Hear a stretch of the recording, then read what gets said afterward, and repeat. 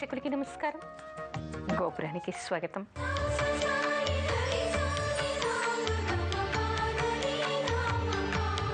భూ వివాదాలు ఉన్నప్పుడు ఎలాంటి పూజలు చేయాలి? చాలామందికి చాలా రకాలుగా భూమి మీద వివాదాలు ఉంటాయి. అసలు నిజానికి భూమి గురించినటువంటి సమస్యలు ఎందుకు రావాలి?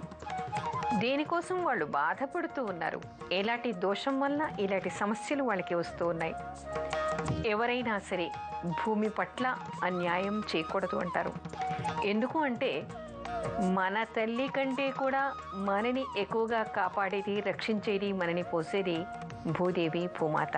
మనము పుట్టినప్పటి నుంచి, భూమి మీద అడుగు పెట్టినప్పటి నుంచి మనం చనిపోయే వరకు, చనిపోయిన తర్వాత మన కళేబరాన్ని, ఆ తర్వాత పార్థివ దేహాన్ని కూడా తనలో ఐక్యం చేసుకునేటువంటిది భూమాత.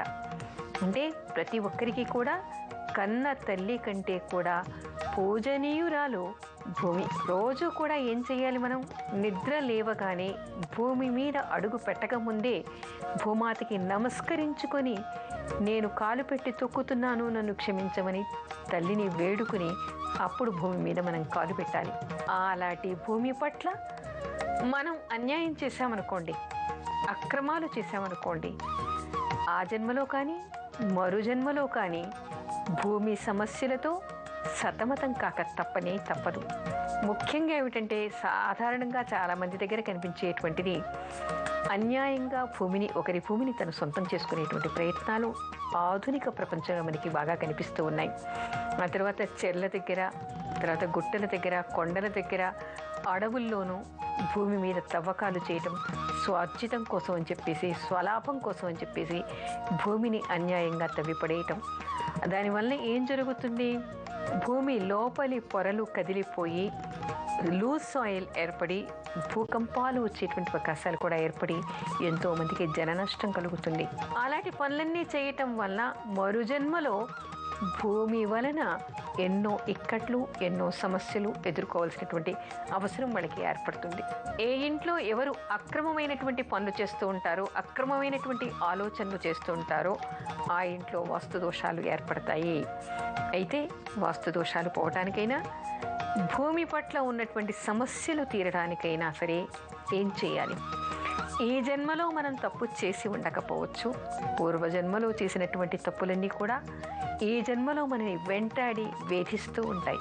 అప్పుడు మనం పూజలు చేయటం వలన, భగవత్ ప్రార్థన చేయటం వలన అలాంటి పాపాలన్నీ దూరమై మనకి సమస్యలన్నీ తీరిపోతాయని చెప్పేసి మనకి శాస్త్రం చెప్తోంది. అయితే వాటికి మనం ఎలాంటి పూజలు చేయాలి?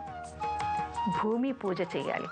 ఎవరైనా సరే ఇలాంటి సమస్యలు ఉన్నప్పుడు దేవాలయం దగ్గర దేవుడి మెట్లు కడగటం, ఆ మెట్లకి బొట్టు పెట్టడం, దేవాలయం ముందర ఊడ్చి నీళ్లు చల్లి ముగ్గులు పెట్టడం, ఆ తర్వాత ఇంట్లో నిత్యం కూడా పూజా గృహంలో భూమి పూజ చేయాలి. మనం ఏం చేస్తాం? కలశ స్థాపన చేసే ముందు భూమి పూజ చేసి దాని మీద కలశాన్ని పెట్టి కలశ స్థాపన చేస్తూ ఉంటాం. అలా భూమి పూజ చేయాలి. అంతేకాదు, భూమిని కాపాడినటువంటి వాడు మనకి వరాహమూర్తిగా చెప్తారు. అంటే తొలి రోజుల్లో మనకి సృష్టి ప్రారంభమైనటువంటి కాలంలో భూమిని రాక్షసులు సముద్రంలోకి తోసేసే ప్రయత్నం చేస్తున్నప్పుడు ఆ భూమిని కాపాడటం కోసం అని చెప్పేసి విష్ణుమూర్తి వరాహ అవతారాన్ని ఎత్తి భూమిని పైకి లేపెట్ట. ఆ తర్వాత హిరణ్యాక్షుడు కూడా భూమిని అన్యాయంగా తరలించి సముద్రంలో ముంచేటువంటి ప్రయత్నం చేసినప్పుడు, అపహరించినప్పుడు ఈ విష్ణుమూర్తి వరాహ అవతారంలోనే ఆ హిరణ్యాక్షుణ్ణి అంతమొందించి భూమిని కాపాడట. కానీ భూమి సమస్యలు ఎవరికైనా ఉన్నాయంటే వరాహావతారంలో ఉన్నటువంటి విష్ణుమూర్తిని పూజించాలి. అప్పుడు వాళ్ళ భూమిని ఆయన రక్షిస్తాడు.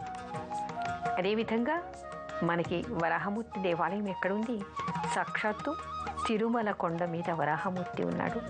ఇప్పటికీ ఆయన అక్కడే ఉన్నాడు. వరాహమూర్తిని చూసిన తర్వాతనే మనం వెంకటేశ్వర స్వామిని చూడాలని మనకి శాస్త్రం చెప్తోంది. అందుకని ఆయన పక్కన ఉన్నటువంటిది మహాలక్ష్మి, ఆవిడే భూదేవి. అక్కడికి వెళ్ళి వరాహమూర్తిని, భూదేవిని ఎవరు పూజించినా కూడా ఆయన అనుగ్రహం వల్ల వాళ్ళకి ఉండేటువంటి సమస్యలన్నీ కూడా తీరిపోతాయి. ఇకపోతే మనకి భూమిపుత్రుడైనటువంటి కుజుడు జ్యోతిష్శాస్త్రాన్ని అనుసరించి కుజ దోషాలు ఉండటం వల్ల, అంటే పూర్వజన్మలో భూమి పట్ల మనం చేసినటువంటి అన్యాయాలకి ఏ జన్మలో మనకి భూమి మీద కుజుడి వలన కొన్ని దోషాలు ఏర్పడతాయి. కుజ గ్రహానికి కూడా మనం శాంతి చేసుకోవాలి, భూమి పూజ చేయాలి. ఇలాంటి పూజలు చేయటం వలన, తర్వాత గుమ్మడి పండును దానం చేయటం వల్ల కూడా ఈ భూమి సమస్యలన్నీ తీరిపోతాయి, వాళ్ళకి పరిహారం జరుగుతుంది అని చెప్తారు.